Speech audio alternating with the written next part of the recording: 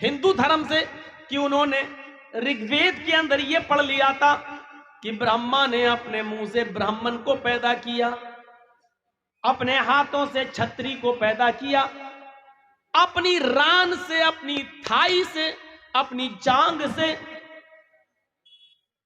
वैश्य को पैदा किया और अपने पैरों से शूद्र को पैदा किया, हरिजन को शूद्र को पैदा किया। चूंकि डॉक्टर भीमराव अंबेडकर नीची जाति से आते थे, उन्होंने उसी वक्त से ही अंदाजा लगा लिया कि ऋग्वेद का ये मंत्र अल्लाह की तरफ से, ईश्वर की तरफ से नहीं है। ईश्वर की तरफ से होता तो ये ना होता कि किसी को ब्रह्मा ने अपने मुंह से पैदा किया, किसी को अपने हाथों से किया, किसी को अपनी रान से किया, किसी को अपने पैरों से किया। उन्होंने और भी धर्म का मुताला किया, लेकिन कोई धर्म उनको समझ में नहीं आया। उन्होंने इस्लाम को पढ़ा, कुरान को पढ़ा, इस्लाम को पढ़ा और जनाबे मोहम्मद रसूलुल्लाह सल्लल्लाहु अलैहि वसल्लम के आखिरी खुतबे, हज्जतुल विदा के खुतबे को पढ़ा तो समझ गए कि हमें हमारी मंजिल मिल गई। खुतबा क्या था? कुल्लुकुम बनी आदम व आदमु मिन तुराब। अल्लाह के नबी ने हज्जतुल विदा के मौके पर कहा था कि आए इब्ने आदम, आए लोगो, तुम सब आदम के बेटे हो और आदम मिट्टी से पैदा हुए थे, इसलिए तुम सब मिट्टी से हो। आदम को मिट्टी से बनाया गया था, तुम सब मिट्टी के बने हुए हो, मिट्टी के हो। ला फज़ला लिअरबिय्यिन अला आजमी, किसी अरब के रहने वाले को आजम के रहने वाले पर फजीलत नहीं है। किसी गैर अरब को अरब के रहने वाले पर फजीलत नहीं है। किसी गोरे को काले पर फजीलत नहीं है, किसी काले को गोरे पर फौकियत नहीं है। तुम सब बराबर हो, आदम के बेटे हो। न काला गोरे से अफजल, न गोरा काले से अफजल, न अरबी गैर अरबी से अफजल, न गैर अरबी अरबी से अफजल। तुम सब इंसान हो, आदम की औलाद हो और आदम मिट्टी से बने थे, तुम सब मिट्टी के हो, सब बराबर हो। इल्ला बित्तक़वा, अल्लाह की नजर में बड़ा वो है जो अल्लाह से सबसे ज्यादा डरने वाला है। डॉक्टर भीमराव अंबेडकर को इस चीज ने झंझोड़ दिया था, इस चीज ने झंझोड़ दिया था। डॉक्टर अंबेडकर ने पढ़ा था कि फारस का हबशा का रहने वाला एक शख्स है, शक्ल सूरत उसकी कोयले से ज्यादा काली है, होठ उसके मोटे मोटे हैं, नाम उसका बिलाल है। डॉक्टर अंबेडकर ने पढ़ा था कि जब खाने काबा में आजान देने की बारी आई तो अल्लाह के रसूल ने आजान देने के लिए हजरत बिलाल को चुना था। खाने काबा की चाबी बिलाल के हाथ में दी गई थी और आजान देने की जिम्मेदारी बिलाल की को सौंपी गई।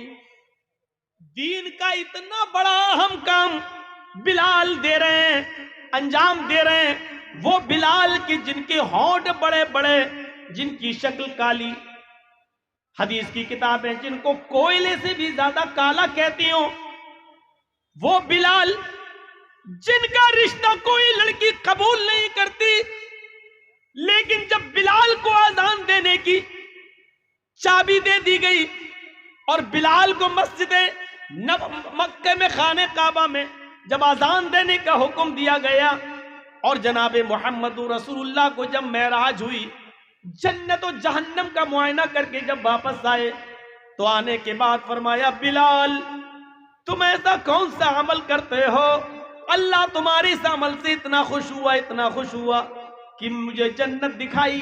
जब मैंने जन्नत में देखा तो जूतों की आवाज आ रही थी। मैंने पूछा, जिब्रील ये किसके जूतों की आवाज है? जिब्रील ने बताया कि यह हजरत बिलाल के जूतों की आवाज है। वही डॉक्टर अंबेडकर जब ये पढ़ता है कि काले कलूटे इंसान को, एक हबशी नस्ल इंसान को इस्लाम आजान देने की इजाजत देता है। हमारे मंदिरों में ब्राह्मण अगर जाए तो छत्री को आने की इजाजत नहीं, छत्री आए तो वेश को आने की इजाजत नहीं, वेश जब आ जाए तो शूद्र को जाने की इजाजत नहीं। उसने जब ये पढ़ा तो इस्लाम उसके दिल के अंदर घर कर गया और डॉक्टर अंबेडकर ने इस्लाम कबूल करने का इरादा जाहिर कर दिया। ये वही अंबेडकर है जिसने कुरान को पढ़ा और पढ़ते पढ़ते कुरान की इस आयत को हिंदी में अनुवाद करके पढ़ने लगा।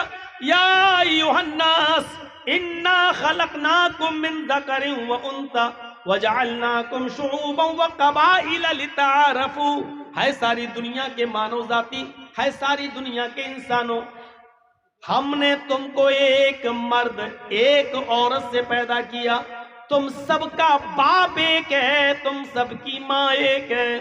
डॉक्टर अंबेडकर चीख पड़ा, वाह ये कुरान है जो हमारी मंजिल हमें बता रही है, ये कुरान है जो सारी दुनिया के इंसान को एक बाप और एक माँ का बेटा मानता है, ये कुरान है, ये इस्लाम है जिसने सारी दुनिया के इंसान को भाई भाई बताया है, क्योंकि एक बाप और एक माँ की औलाद तो सब भाई भाई हुए। ये कुरान है जिसने हमें ये सबक दिया है।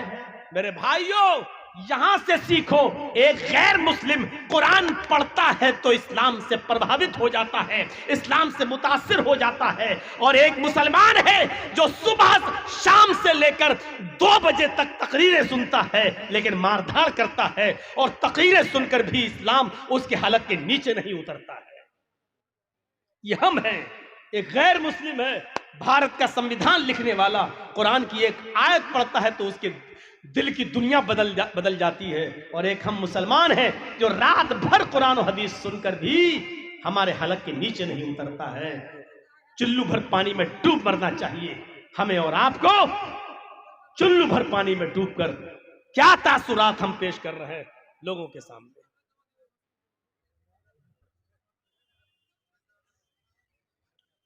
हमें अपनी जिंदगी में चेंजिंग लाना होगा, हमें अपनी सोच बदलना होगी अगर आपको कुछ करना है तो। लोगों ने अपनी सोचें बना ली हैं, ज़हनियतें बना ली हैं, उन्होंने ये उसूल बना लिया है कि अगर हमें सत्ता में रहना है, सरकार में रहना है, तो हमें हिंदू और मुसलमान करना है। आज यूपी के चुनाव जो होने वाले हैं, अगर उसमें बीजेपी के लोग हिंदू मुसलमान करना छोड़ दें, हिंदू मुसलमान करना छोड़ दें, पाकिस्तान का नाम लेना छोड़ दें, तो आप यकीन मानिए कि यूपी के अंदर 5 सीटें भी योगी की नहीं आ सकती। लेकिन उन्होंने अपना जहन बना लिया है, अपनी सोच बना ली है। मौलाना कलीमुद्दीन साहब को गिरफ्तार करके एक मैसेज दे दिया है कि यूपी के आने वाले चुनाव में अभी हम और मौलवियों को भी गिरफ्तार करेंगे, क्योंकि हमें चुनाव ऐसे ही जीतना है। कोरोना काल के अंदर मरकज निजामुद्दीन के सिपह सालार और कायदे आजम मौलाना साद का नाम उछालकर उन्होंने ये मैसेज दे दिया है कि हमें सरकार में दोबारा वापस आना है तो हमें हिंदू मुसलमान करके ही वापस आना है, मुस्लिम संस्थाओं को बदनाम करके ही हमें आना है। आपने क्या सोच बनाई है, आपकी फिक्र क्या है, आपकी जहनियत क्या है, ये आपको तय करना होगा, आपको सोचना होगा। कौन सोचेगा ये? उन्होंने अपनी जहनियत बता दी है।